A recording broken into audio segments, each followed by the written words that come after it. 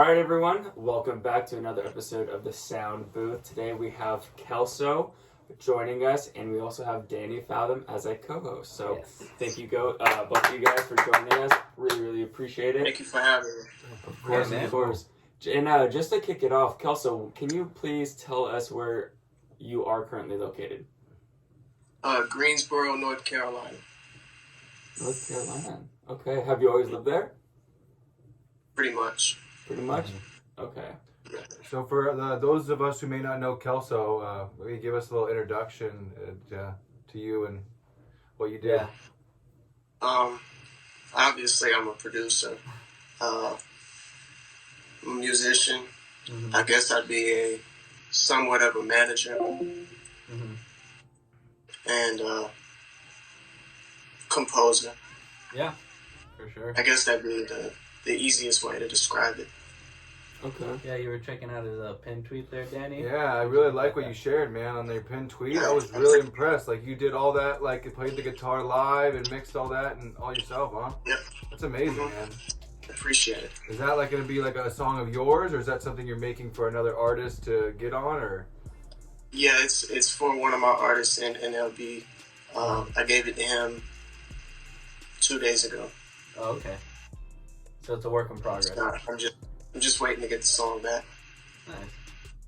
Yeah, I'm not sure how. I don't even know when we got connected on Twitter. It's probably 4 or 5 months ago, maybe. Yeah. And now, yeah, it was a while back. And now you've taken the Drake route on me, and you're just pounding on my name. No, I'm just kidding.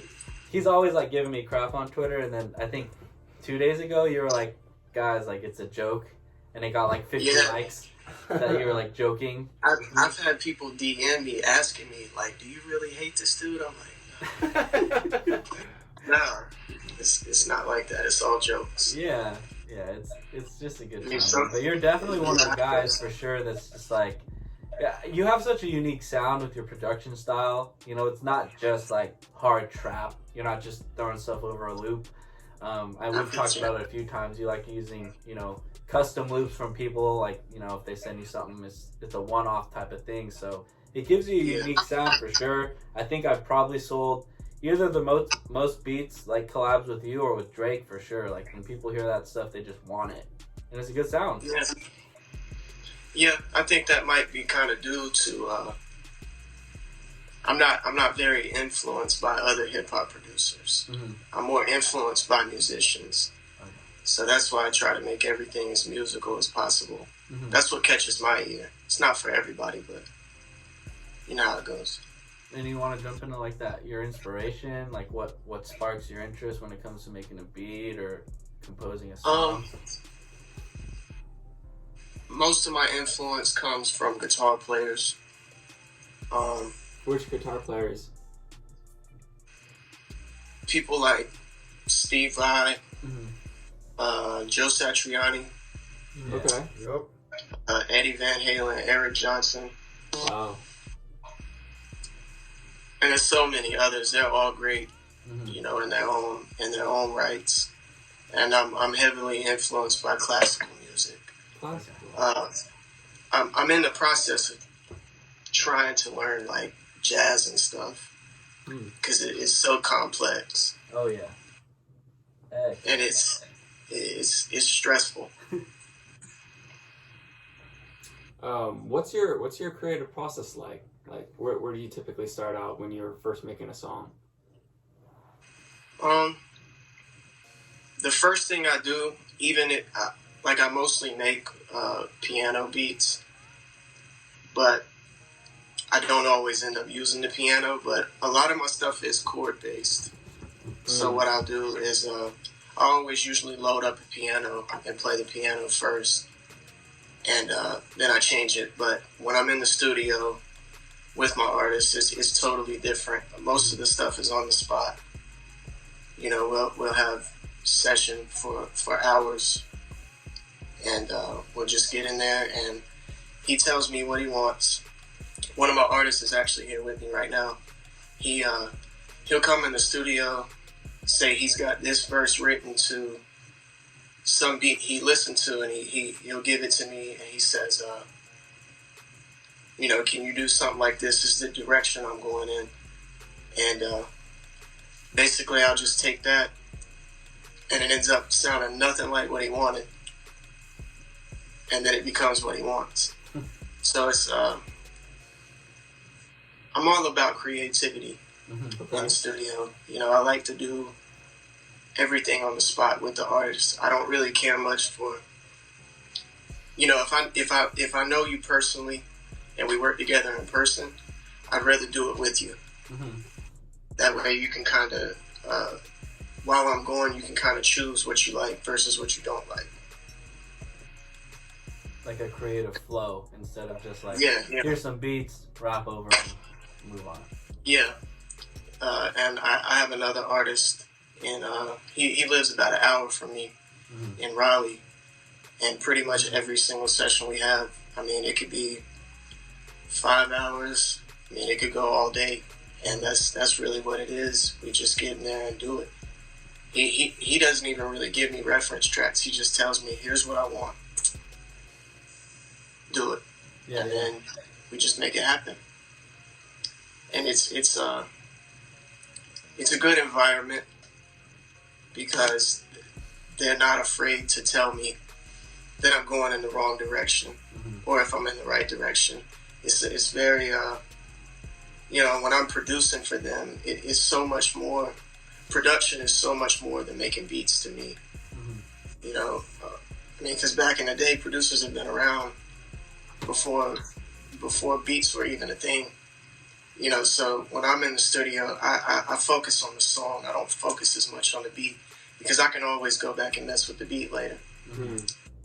So when we get in there, during the recording process, whether I'm engineering or not, when I'm in the recording process, I'm focused on, how they're delivering it, what we should do right here. And a lot of times what I'll do is I'll actually bring the idea to the artist and tell them, like, here's what I want to do. Can you deliver for me? So it's kind of like what a composer does. Right. In light symphonic music, a classical composer, he's gonna compose whatever, and it's up to them to fulfill his vision. Right. And that's kind of I'd say that's the best way to describe how we work in the studio. Okay. I spend a lot of time in here. Yeah. Yeah, I was gonna say, how many hours a day do you think you typically work? In the studio, every single day, I rarely ever put less than 10 hours in. Wow. Every day. I do work part-time sometimes. Some days I can go 15 hours. It's just, it's one of those things where it's, I always say, all right, I'm not working no more. I'm done. And then I don't have any hobbies outside of music. So it's, all right, I'm done working, and here I am, I'm picking up my guitar. I'm practicing on the piano or whatever. That's just how it always comes out. It's like one of those things you just can't get away from. But I've been around it all my life. That's all I know. Right. I don't know anything else. It's quality stuff, man. I see it all the time on Snapchat. You're always in there, but Thank you. So I know you tweeted a little bit before about NLB and what it is and what it isn't, to kind of set the record straight. Do you want to kind of tell us what's the movement, what's the crew, like what's it all about? Well, I guess we should start from the beginning. So I used to own a small independent label here. Okay. And I had a business partner. Things didn't really go as they should have. And all the artists, they ended up coming with me, and we were going to start something new. And it kind of, once I started getting familiar with Twitter and using social media, I kind of wanted to pursue my own solo career. So, I'll work with them, but I don't want to, focus on a brand. I don't want to sit here and focus on a label no more. I want to get myself established better first. Well, that didn't last very long because I like working in the studio with artists, and I felt like I was taking too much time away that, and I was strictly focused on just making beats and selling beats. Anybody that knows me knows I don't like selling beats online because I care more about the music than just, I sold 2 exclusives this month and I have no idea who I sold them to. I don't like that. I prefer to know who I'm working with and that type of thing. So we talked about it for a long time. What were we going to do? What were we going to do? And I came up with the perfect idea. Kilo, actually, me and him talked about it a lot. And we decided, let's not do a label. Let's start a group, a whole team, where every member is equal. Everybody has an equal vote. And we both kind of agreed on that idea. And we just started bringing people in. We have artists, producers, pretty much everything we need so far. I think it's 12 of us right now. Okay. But it's I treat it more like a family environment. Anytime somebody proposes an idea, they propose it to the group, not just me, not just Kilo. A lot of times they'll run it by me first, out of respect, but I tell them they don't have to, propose it to the whole group and everybody votes on it. That's my philosophy as what a team should be. Right. Of course you got your leaders. Every team has its leaders, but I think it's important that everybody can weigh in, their opinions, and moving forward, everybody should have a say-so on what we do, because not everybody's going to agree with what I want. Right. Granted, I might have more experience than most of the people in there, but that doesn't mean anything. You can learn from anyone. Yeah. It doesn't matter how young you are. Doesn't matter how old you are. You can always learn from somebody. And my philosophy is if you're not learning something new every day, then you're just not living life right. Yeah, that's a good one. Yeah. So you were saying before that you work part-time as well. I'm just curious, how much are you able to make an income and from your music as opposed to having to work part-time? Yeah, the part-time is more for my consistent income. I know what I have to do to pay my bills every month, and the music is more like supplement income. But I do a lot of recording, and that's where I make most of my music money from. Is recording people in the studio. Okay. And they pay you per hour to record them and whatnot? Yeah. So to aspiring producers, that are maybe thinking like they want to do this full time and make this like their career, what advice would you give them to someone who's maybe working a full-time job and trying to make this like their career? Well, I know everybody's not like me. So I think my best advice, you have to be consistent. That's obvious. But it's a lot of sacrifice. I don't really want to work as much as I do, but I have to because I know that's what I need to do. And I know if I don't, working takes my mind off my problems. I might have issues going on in life. I have a lot of stress in my life, so when I'm working or my hobby, music, that's my escape. If you can learn, to make those sacrifices, you can't go anywhere but up. You got to be consistent. You can't get discouraged because this social media stuff, you hear a lot of bad things about yourself. There's a lot of people that's not going to like you. It doesn't matter. Just like Josh was saying, there's people that love us, people that hate us. I try to be the nicest person I can on Twitter. Obviously, Josh is very nice on Twitter, but people still don't like him, and people still don't like me. Very nice. But I'm the type of person, I'm not going to let nobody walk on me either. Right. You know, so a lot of people that might say, well, he's mean. Well, no, you brought that out in me. Right.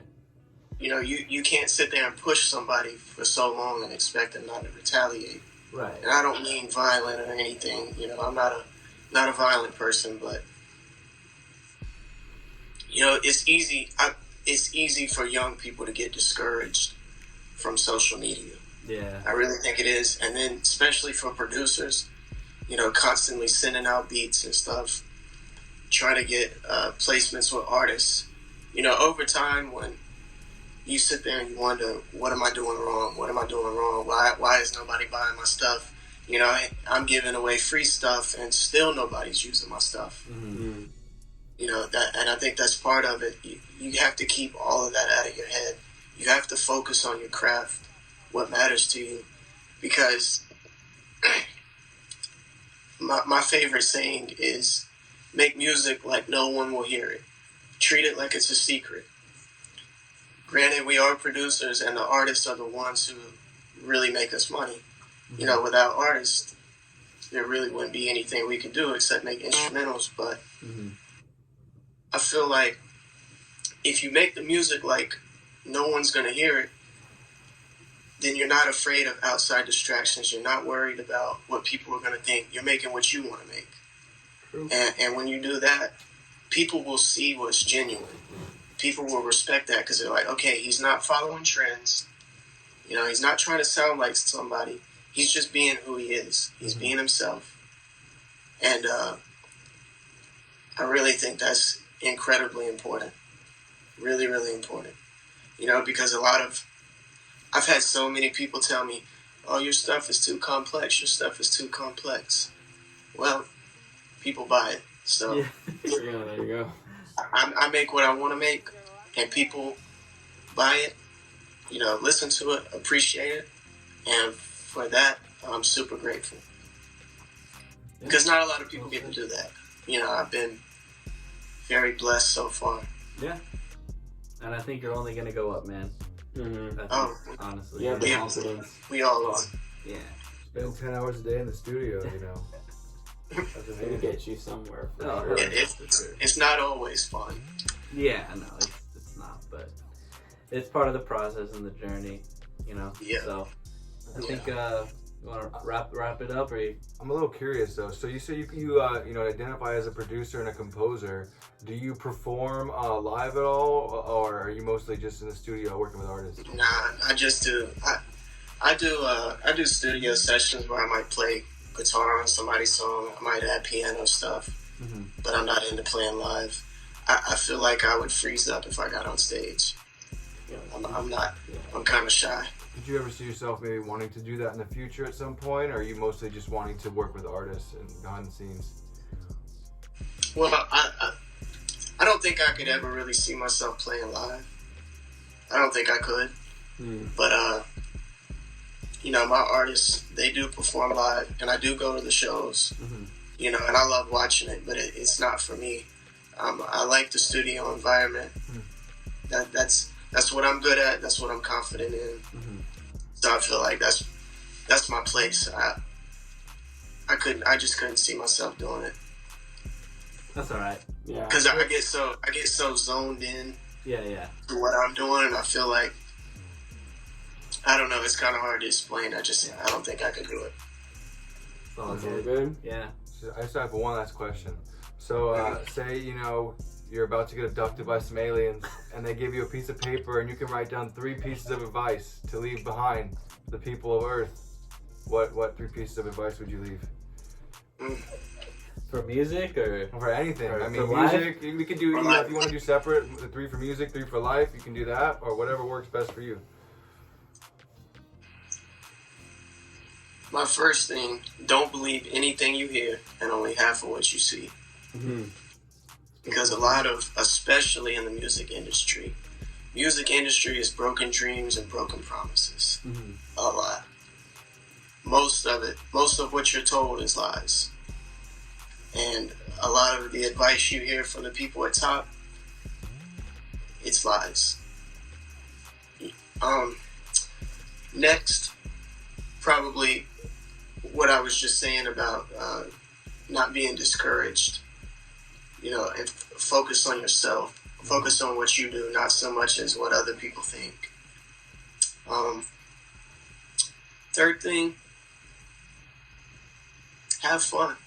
Yeah, nice. You know, have fun. Yeah. You know, you shouldn't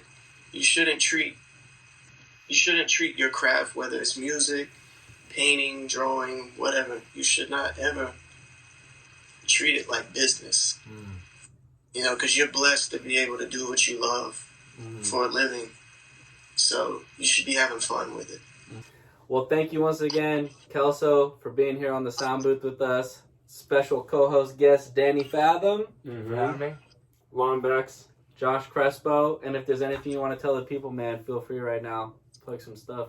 Tell us about your links and all that. Yeah. I appreciate you having me. Yeah, man.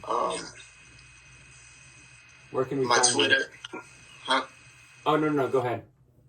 Oh, my Twitter is @TheRealKelso_. Yeah, that's really it. That's really all I need to say. Yeah. Is there a best place to listen to some of your beats, or what's the best way to find it? Just go on Twitter, or? Yeah, if you go on my Twitter, there's a link to my BeatStars. Okay. Yeah. Awesome. Perfect. Yeah. Great, man. Awesome. Well, thanks, man. It was cool talking, and you know, as much of in person as we can do. Yeah. I'm sure we'll be keeping in touch the next few days here, but yeah, man, we'll let you know when this is gonna drop, so you can be telling the people too. And I appreciate your time for sure. Yeah, thank you. Thank you for having me. Yeah, man. Nice talking to you. Have a great day. Keep making that great art. Yeah. Thank you.